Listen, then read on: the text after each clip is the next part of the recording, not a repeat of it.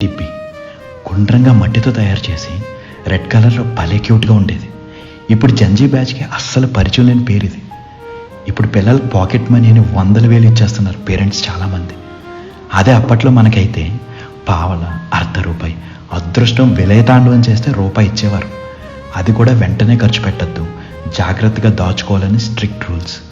ఇలా ఈ డబ్బులు దాచుకోవడానికి మనకి ఈ డిబ్బీ కొనిచ్చేవారు.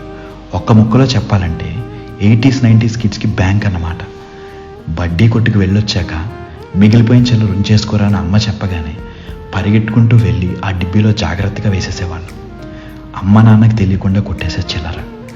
చుట్టాలు ఇంటికి వచ్చినప్పుడు ఇచ్చే డబ్బులు కూడా ఇందులోకే వెళ్ళిపోయేవి. ఇలా ఎక్కడ కాయిన్ దొరికినా డిబ్బీలో వేసేయడమే. వారానికి ఒకసారి ఆ డిబ్బీని ఊపి చూసుకోవడం. ఆ కాయిన్ సౌండ్ వింటుంటే భలే ఆనందంగా ఉండేది.